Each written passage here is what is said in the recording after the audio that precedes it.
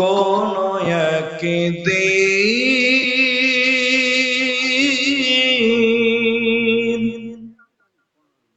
এদেশের রবে না হাহাকার,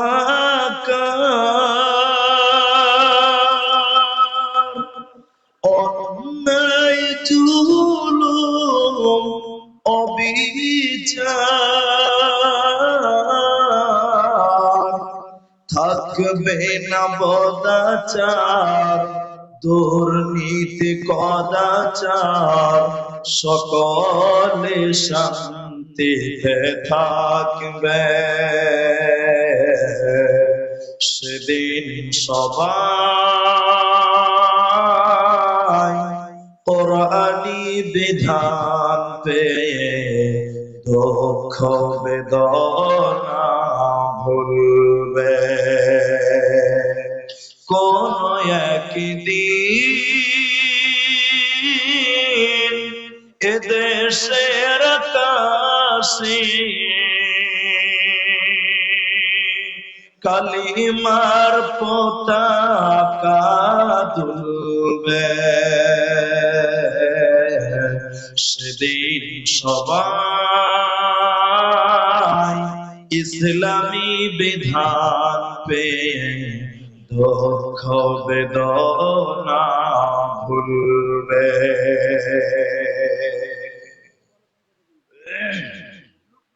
উপস্থিত চলমান সভার যোগ্যতম সভাপতি, স্টেজে ওলামায়ে কেরাম, অতিথিবৃন্দ, সামনে বসে থাকা দিনদার ইমানদার মুমিন ভাই সকল, দোয়ার কান্টারি মুরব্বী সমাজ, স্নেহের কচি কাঁচা, পর্দার অন্তরালে বসে থাকা মুমিনা সলেহা মা ও বোনেরা, প্রাণ প্রিয় হরিপুর পকরিয়া মালদাবাসী, সর্বাগ্রে সে মহান আল্লাহ তাবারাক ওয়া তাআলার প্রশংসা জ্ঞাপন করি যে আল্লাহ তাবারাক ওয়া তাআলা আমাদেরকে এক মাদ্রাসা কেন্দ্রিক আয়োজিত মাহফিলে বসিয়ে কোরআন এবং হাদিসের আলোচনা করা, আপনাদের শ্রবণ করার যিনি তৌফিক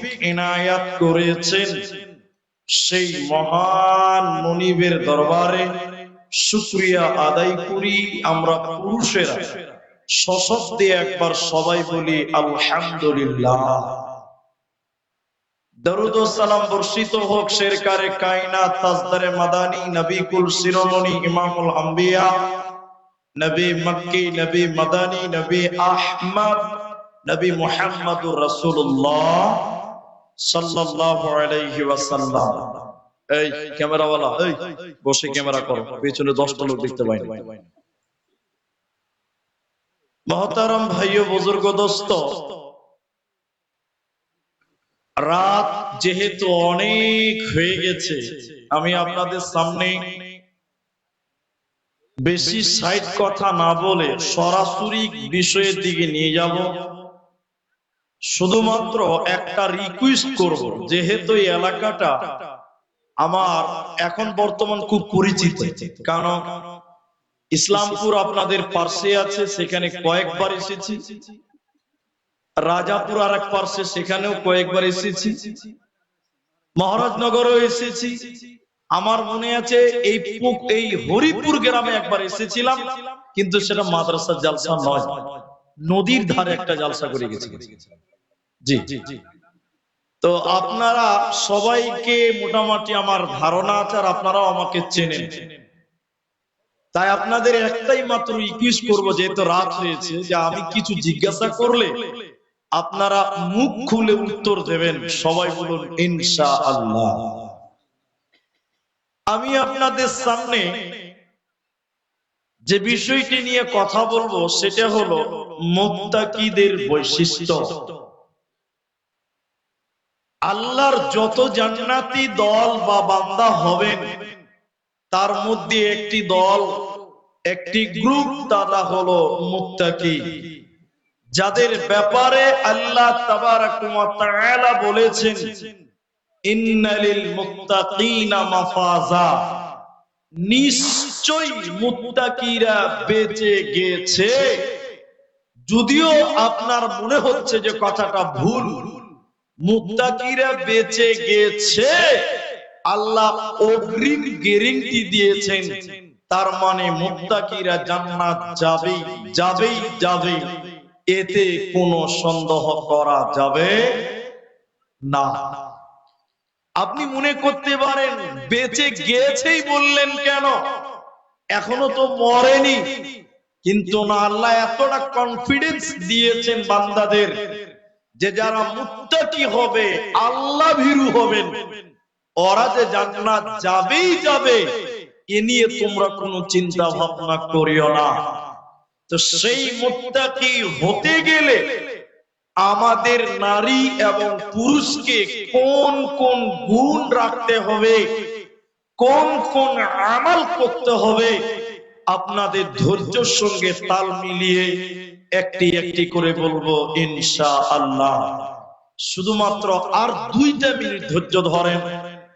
আল্লাহ মুত্তাকিদের কথা বলতে গিয়ে কোরআনুল কারীমে নামাজের কথা শুরু করেছেন এভাবে, কে যে নামাজ পড়লেই শুধু জান্নাত যাওয়া হবে না।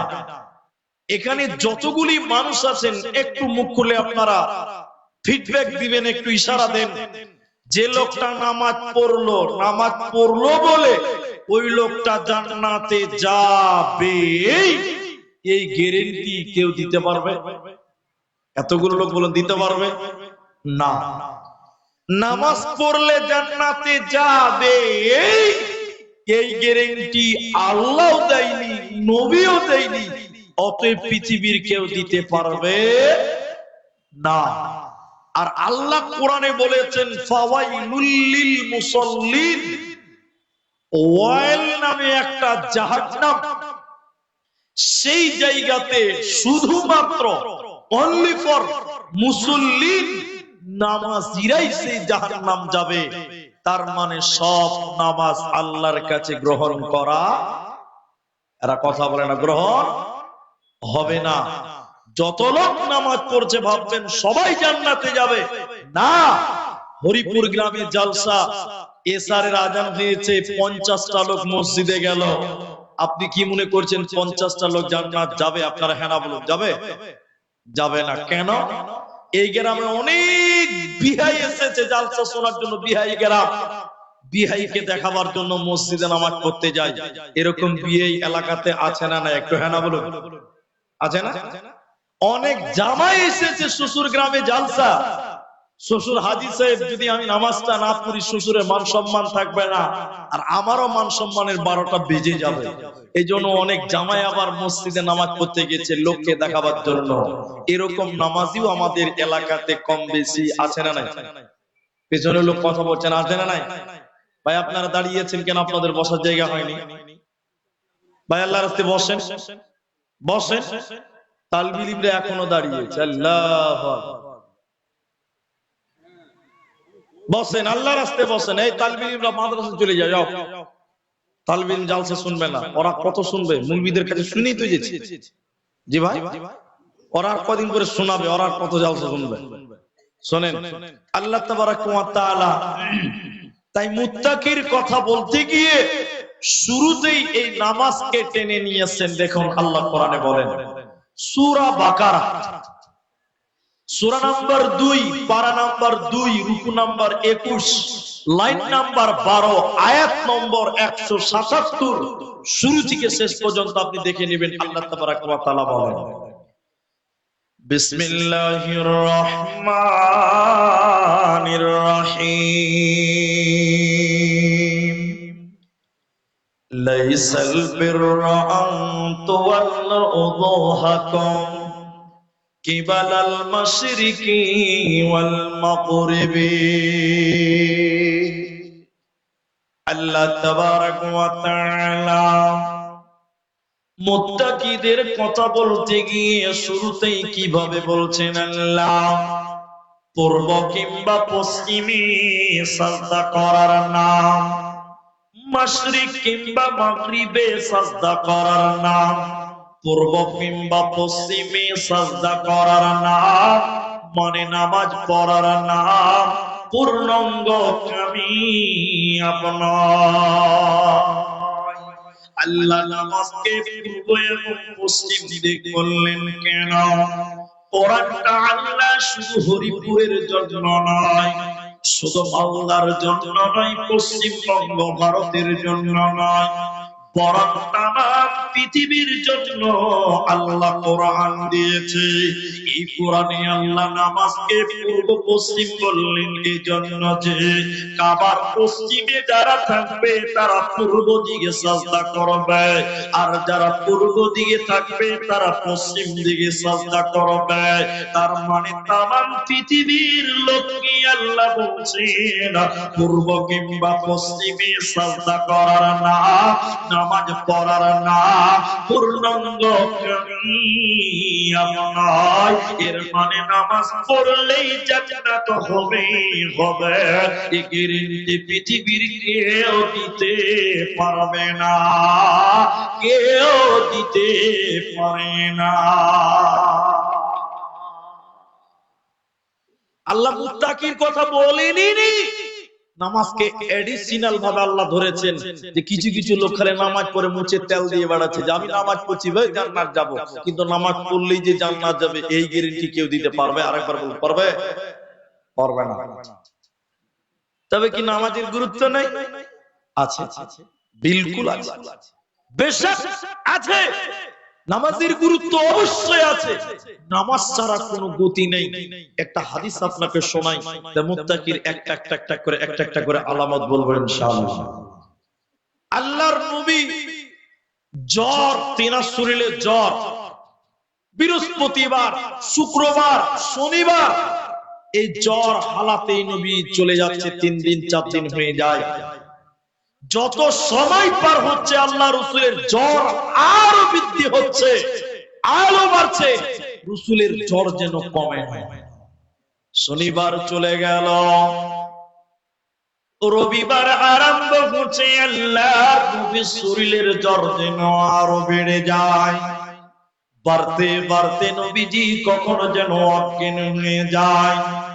রবিবার সারা দিন পার হয়ে যখন রাত আরম্ভ হলো, মায়েরা ভাইরা আমার, নবীজির শরীরে এতটাই জ্বর, এই জ্বরের কারণে নবীজি কখনো কখনো জ্ঞান হারা হয়ে যায়, নবীজি অজ্ঞান হয়ে যান, জ্ঞান হারা হয়ে যায়।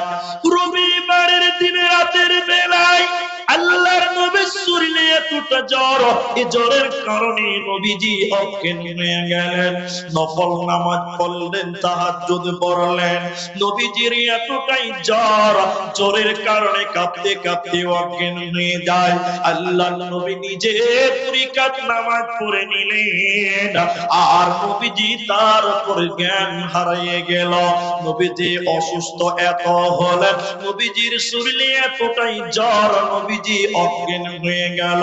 এমন সময় মসজিদে নববীতে ফজরের আযান দিয়েছে। সাহাবীরা একজন একজন করে মসজিদে নববীতে এলেন, নবীজির জন্য অপেক্ষা করছেন, নবীজির জন্য ইন্তজার করছেন। মায়েরা বোনেরা, নবীজি অজ্ঞান হয়ে আছে, নবীজি জ্বরের কারণে বেহুশ হয়ে আছে, সাহাবীরা মসজিদে অপেক্ষা করছে। অপেক্ষা করতে করতে যখন নবীজিকে পেল না, তখন সাহাবীরা হযরতে আবু বকরকে ইমাম বানিয়ে নামাজ আরম্ভ করলেন। আল্লাহর নবী এমন সময় হুঁশ ফিরে পেল, জ্ঞান ফিরে পেল। নবীজি বললেন, আয়েশা রে তুমি বলো এখন কোন টাইম রে? আয়েশা মসজিদে নববী থেকে আযান দিয়েছে। আম্মু জান আয়েশা বলেন, ইয়া রাসূলুল্লাহ, মসজিদে নববীতে অনেক আগে আজান দিয়েছে, সাহাবীরা আপনার অপেক্ষা করতে করতে আপনাকে না পেয়ে আমার আব্বা আবু বকরকে ইমাম বানিয়ে সাহাবীরা নামাজ আরম্ভ করেছে। আল্লাহর নবী জ্বর শরীরে, নবীজি দাঁড়াতে পারেন না, এতটা জ্বর, নবীজি তর তর তর তর করে করে করে কাঁপছেন। নবীজি বললেন, আয়েশা রে, আমাকে একটু ধর, আমি যাব মসজিদে নববীর দরজা। কথা শর্ত করে বলছি, মসজিদের দরজা থেকে নবীজি বীর বাড়িয়ে এলেন। অনেক কথা মাঝখানে ছুটে গেল। নবীজি হুজরাতে এলেন, সোমবার সকাল হচ্ছে। নবীজির জ্বর যেন আরো বেড়ে গেল, নবীজি যেন আরাম পাচ্ছে না। আল্লাহর নবী বলেন, আয়েশা তুমি ফাতেমাকে খবর দাও। হুজরাতে ফাতেমা হুজরাতে এলেন। নবীজি ফাতেমার কানে কানে কিছু বলেছিলেন, যা হাদিসের বর্ণনাতে বোঝা যায়। আল্লাহর নবী আম্মা যারা আয়েশার গুরু রানীর উপরে মাথা দিয়ে আছে। নবীজি থরথর করে জ্বরের কারণে কাঁপছে, কখনো অজ্ঞান হয়ে যায়। নবীজির মুখে দুর্গন্ধ, নবীজির মুখে যেন গন্ধ বার হচ্ছে। নবীজি বললেন, আয়েশা রে, মিসওয়াক চিবিয়ে দাও, দাঁতন চিবিয়ে দাও, আমার মুখে দুর্গন্ধ মনে হচ্ছে।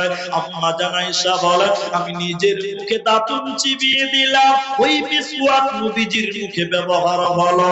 নবীজির বুকের ব্যথা, মৌতের ব্যথা, মৃত্যুর জ্বালা, মৃত্যুর যন্ত্রণা, ইন্নালিল মাউত লা সাকারাতুন।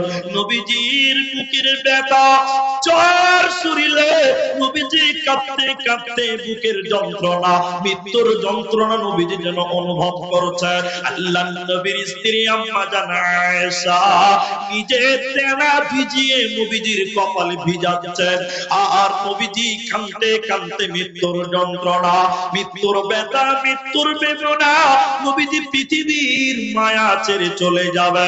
এমন সময় নবী বলেন, আয়েশা রে, এমন সময় নবীজি বলেছিলেন, উম্মা আসসালাত আসসালাত ওয়া মা মালাকাত আইমানুকুম, নামাজ নামাজ, আমার উম্মত নামাজ ছাড়বে না।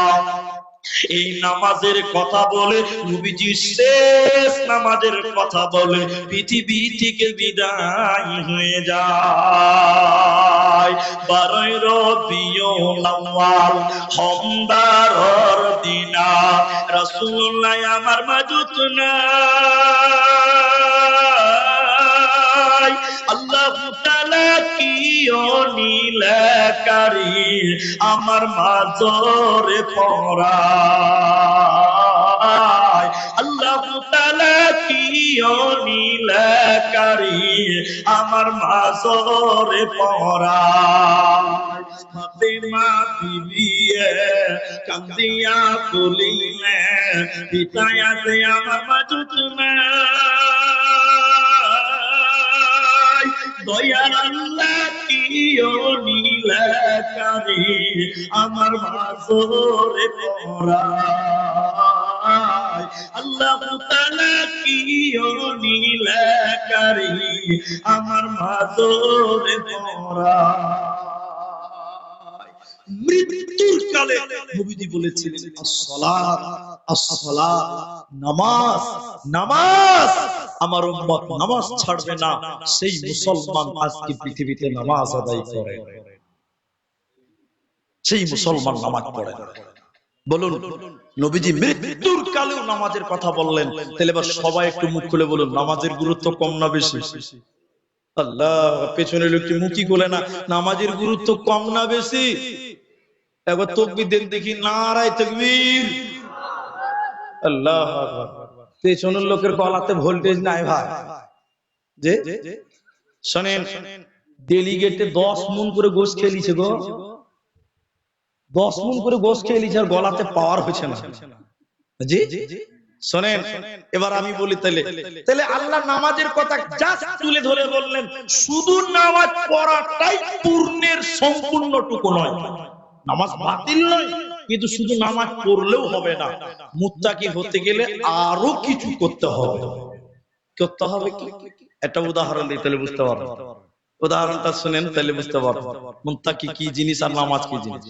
আপনাদের দিকে দুধ বলে, আপনাদের দেশে দুধ বলে তো, গরুর দুধ, মহিষের দুধ, কিন্তু আমাদের দিকে দুধ বলে না। আমাদের দিকে যদি কোনো মেয়ে মানুষের সামনে দুধ বলেন তো আপনাকে পিঠে সোজা করে দিবে, ওটা একটা খারাপ কথা। ওই যে জন্য বলেছেন না বাবজি, যে এক দেশের গালি আরেক দেশের বলি, বলে কে বলে না। তা আপনি যদি আমাদের দিকে কোনো মেয়ে ছেলের সামনে যে বলেন দুধ কত করে, পিঠের চামড়া ভাই থাকবে, সাবধান। আমাদের দেশে বলে গাখির, গাখির আমাদের দেশে বলে, এটা শিখে রাখবেন, যারা আসামে যাবেন মার খাবেন না।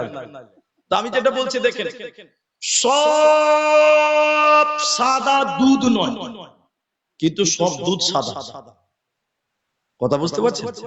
সব সাদা কি নয়, কিন্তু সব দুধ, দুধ কোনোদিন কালো হবে না। আপনার দিকে দুধ কালো হবে না, সাদা। কিন্তু সব সাদা দুধ নয়। এর মানে জানেন, এই যে টুপিটা আছে মাথায়, এটা কালো না সাদা? সবাই বলুন, এটা কি দুধ? তাহলে সব সাদা দুধ নয়, কিন্তু সব দুধ আবার সাদা। দুধ কোনোদিন কালো হবে না, না ভাই? সব নামাজি মুত্তাকি নয়, এটা মনে রাখবেন। যতটি লোক নামাজ পড়ে সবাই মুত্তাকি নয়, কিন্তু সব মুত্তাকি নামাজি। কারণ বেনামাজি কোনোদিন মুত্তাকি হতে পারে না। এবার আল্লাহকে বলবো, আল্লাহ মুত্তাকি হতে চাই, কি করতে হবে? আল্লাহ তুমি বলে দাও, কি করব মুত্তাকি হতে গেলে? আল্লাহ বলছেন তোদের 5টা ব্যাপারে ঈমান রাখতে হবে। সবাই মুখ খুলে বলুন, কটা বললাম? 5টা। আল্লাহ তাবারাক ওয়া তাআলা কোরআনের ভিতরে বলেন কি করলে তুমি মুত্তাকি হবে।